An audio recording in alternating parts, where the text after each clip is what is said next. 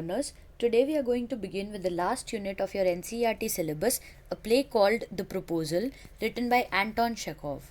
Watch this video till the end because I have mentioned some important tips on how to attempt the questions from this play in the exams towards the end of this video.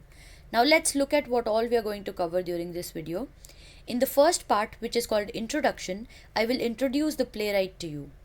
We will look at some of his biographical details and his writing style. In this section, I will also introduce the play, its key points, the characters and the plot, which will give you the background to help you understand the play better. In the second part titled Let's Read, we will go through a detailed summary of the play. As we go along, I will quote dialogues from the play to explain the points. The third part is called Analysis. This part is based on a detailed discussion of the themes around which the play revolves and the significance of the title. In the end, we will discuss the tips for writing the answers in the exams. Let's jump straight into the introduction of the play. This play was written by Anton Chekhov, who was born in Russia on 29th of January 1860.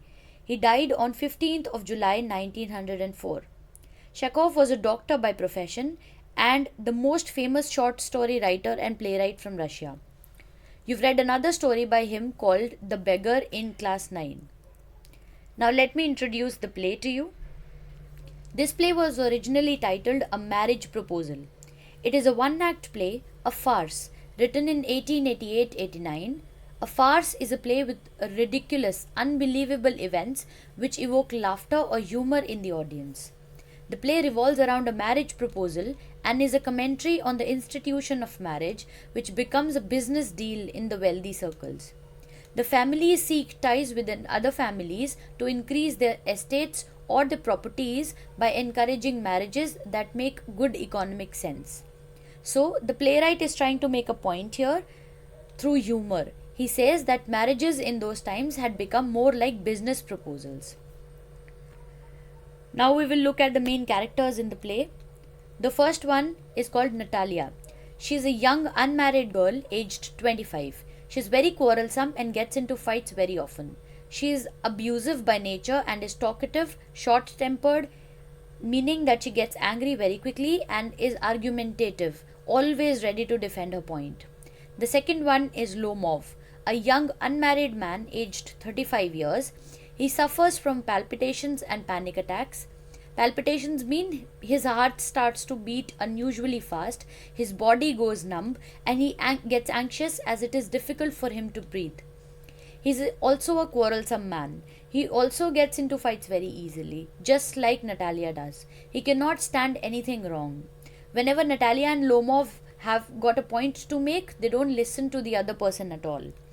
The third main character is Stepan Chubukov. He is Natalia's father. He is a landowner with a helping nature and a soft corner for Lomov. Now let's move on to the plot of the play. We'll quickly go over the events that take place during the play. Lomov, dressed in evening clothes, approaches Chubukov to ask him for Natalia's hand in marriage. So Lomov visits Chubukov to present his proposal to marry Natalia, and Chubukov gladly agrees to it. Unaware of the proposal, Natalia gets into a verbal fight with Lomov, a verbal spat. She involves her father into it too. This causes Lomov to get anxious and to go out of their house. When Natalia gets to know of the proposal, she requests and begs of her father to call him back. When Lomov comes back and they start talking again, they get into another verbal argument, causing Lomov to faint. This time, when he gets anxious, his foot goes numb and he becomes unconscious and falls in front of the father-daughter duo.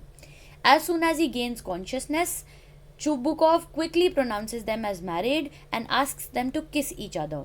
However, the fighting between them never stops. So all three of them keep on fighting even after they agree for the marriage. Now let's jump straight into the summary of this play.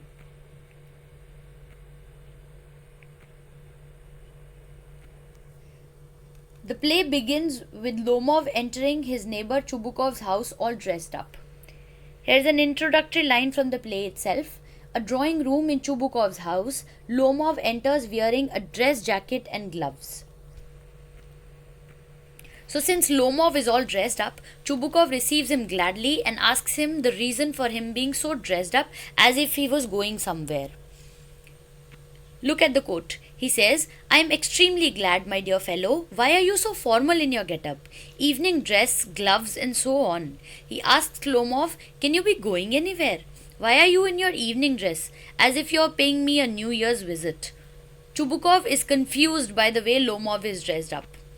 Lomov tells him that he has only come to visit Chubukov and begins to tell him the purpose of his visit. He explains that he is not planning to go anywhere else and he starts to tell him why he has come. But since he suffers from palpitations and anxiety, he is not able to articulate himself well, and due to his anxious attitude, he is unable to form proper sentences. In the end, he ends up confusing Chubukov. Look at the quote. Lomov says, I have come to you to trouble you with a request, not once or twice. I have already had the privilege of applying to you for help. You have always, so to speak, I must ask your pardon. I am getting excited. I shall drink some water. So he is saying a lot of things, but he is unable to get to the point. He is unable to say what he has come to say in the first place. Chubukov gets confused and starts thinking that Lomov has come to ask him for money. He decides to refuse him any monetary help. So Chubukov thinks that Lomov is asking him for money and he decides to say no this time. Now look at this quote. He has come to borrow money. I shan't give him any. So this is something that Chubukov thinks in his head. With great difficulty, Lomov is finally able to ask for Natalia's hand in marriage. It is so difficult for him, especially because he is feeling very anxious. Now look at this quote. The fact is, I have come to ask the hand of your daughter, Natalia Stepanova, in marriage. As soon as Chubukov hears this, he is unable to control his feelings. He is very happy to say yes to the match. He praises Lomov and readily accepts the proposal. Too happy to articulate it in better words, he goes off to call his daughter Natalia. Now look at this dialogue.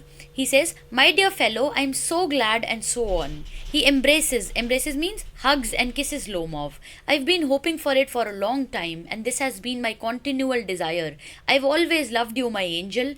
I am off my balance with joy. Absolutely off my balance. So you see how he showers all sorts of praises on Lomov and says that he has always dreamt of them getting married. He's so happy that he is unable to think of anything.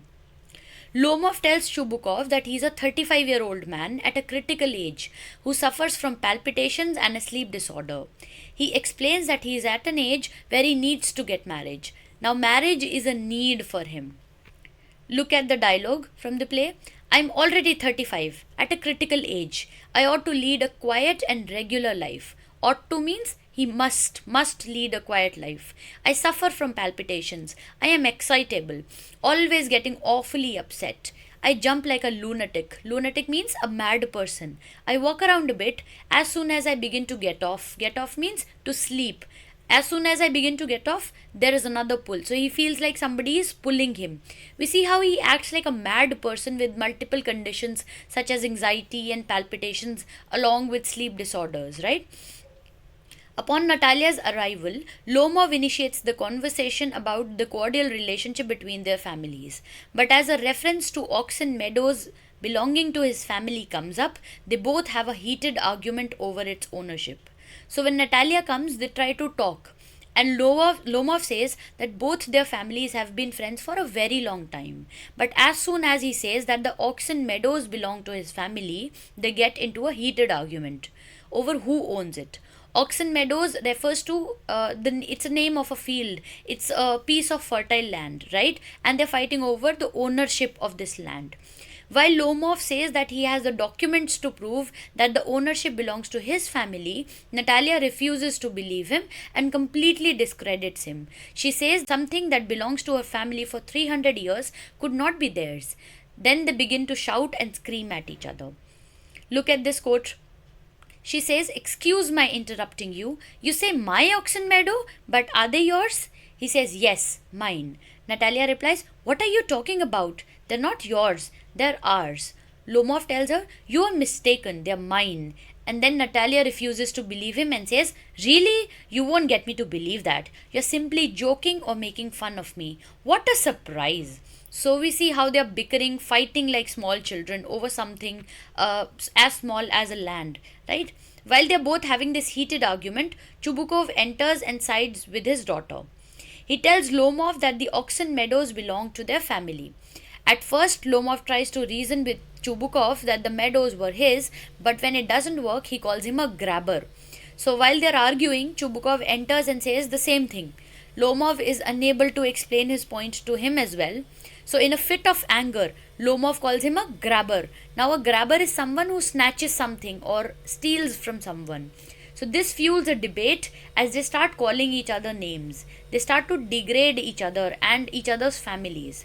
Natalia calls Lomov a pettifogger, an inferior person. Pettifogger means an inferior person, and calls his family a lunatic, a family of mad people. When Lomov calls her grandfather an embezzler. An embezzler is someone who cheats on their master. As the fighting and name calling continues, Lomov suffers from extreme palpitations and a numb foot. Chubukov throws him out of his house. Look at the dialogues.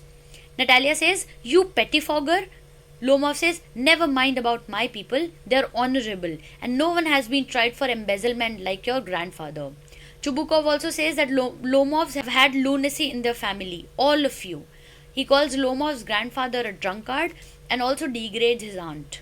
Lomov calls his mother hump-backed as he clutches to his heart.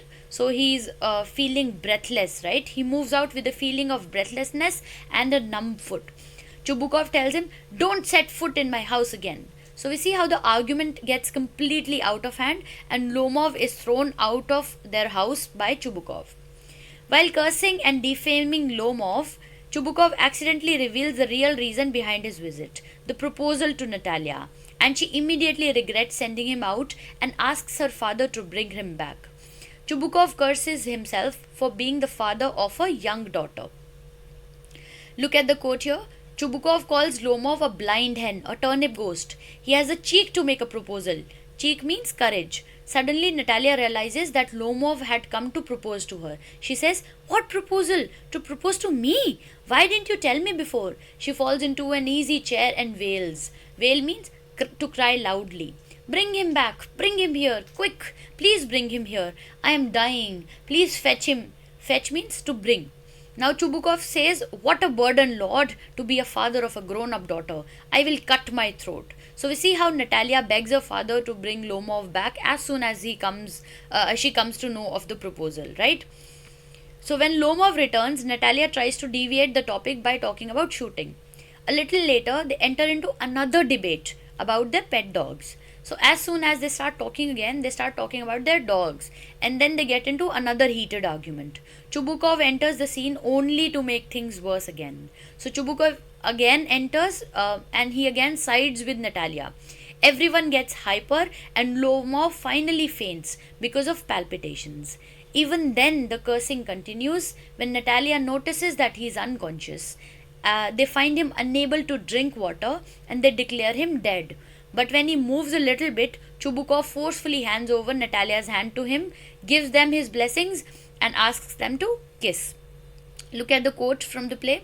Lomov says, "I see stars, I see mist. Where am I?" So he has no idea where he is because he had fainted a little earlier, right? Chubukov says, "Hurry up and get married. I will give you my blessings," and so on. "Leave me in peace." So he says, "Just go from here, both of you." And Lomov says, "What? To whom? Who am I getting married to?" So Chubukov says, "She is willing. Kiss and be damned to you." Natalia remarks, "He is alive. Yes, I am willing." Chubukov says, "Kiss each other." So Chubukov is kind of forcing them to kiss each other and just to get married, right? Once he regains his consciousness, he kisses her hands and they end up quarreling about their pet dogs again. As soon as they kiss, they start to fight again. Look at the quote. Lomov says, "Kiss whom? I am happy." And he kisses her and Natalia says, "I am happy too." And they are finally married now, but they don't stop fighting with each other. They are still fighting with each other. Natalia says, "But you still admit that Guess is worse than Squeezer." So these two are the names of their dogs. Lomov says, "Better." Natalia says, "Worse." Chubukov says, That's a way to start with your family bliss. He's just too tired of them both fighting, and he says, wow, what a great way to start your family happiness. He offers both of them champagne, and he just wants them to get married for the sake of getting married. At the end, they still continue to fight. So, that was the summary of the play. Now that we've discussed the summary, let's move on to its analysis. So, first, we'll discuss the three major themes of the play. The first theme is marriage. This play is a farce. It makes fun of the religious institution of marriage, which has become an institution of necessity. It is laden with materialism, which means that the preference of worldly pleasures like money and physical pleasure take over the spiritual growth of people. It means that people are getting married according to their material needs and not because of romance and love. The sacred bond, the holy matrimonial spirit, is something that is missing from these proposals or deals. The second theme is Russian feudal society. So, feudal society refers to a system in which a very few people in society were landowners. They were rich and they were always looking out for more property. The others who did not own any land, they used to work as laborers in the lands owned by these feudal lords. They were paid very less. So, in such a society, there was a huge gap between the rich and the poor people. This play highlights how wealthy families seek or go after matrimonial ties after marriages to increase their estates, right? The third theme is communication gap and anger management. All the three characters lack communication skills as they start arguing over petty things and they start calling each other names. Due to the mismanagement of their anger, they endanger an otherwise perfect proposal. They almost ruin the possibility of a marriage between Lomov and Natalia. The playwright uses their anger mismanagement and the lack of good communication between them to evoke laughter in the audience. Now we will discuss the significance of the title. The title denotes a layered meaning. On the surface, the title is suggestive of a marriage proposal between the two suitors. However, there could be another meaning, a deeper meaning to the title, suggesting that the marriage is more like a business proposal. A proposal between two parties who are connected not based on mutual love and respect, but due to material gain and monetary or financial benefit. In the end, as promised, here are the pro tips that you should keep in mind while answering questions from this play in the exam. The first one is quoting the dialogues. Whenever you're trying to write an answer, it is very important to substantiate or to provide some proof of what you're trying to say, right? And the easiest way to do this is to quote the dialogues. A dialogue leaves an excellent impression on the checker. So you don't have to learn the entire play. Just try to remember 3 to 4 dialogues which you could easily use in your answers to make them more effective. The second tip is to make a list of words that will help you to describe the characters and to substantiate your point. For example, remember words like pettifogger, grabber, lunatic, etc. This will help to make your answer look more authentic, more genuine, and this will leave a better impression than writing, they call each other names or that they abuse each other. If you use words like these, your answer will become a better answer. So that's all for this video. Thank you so much for watching.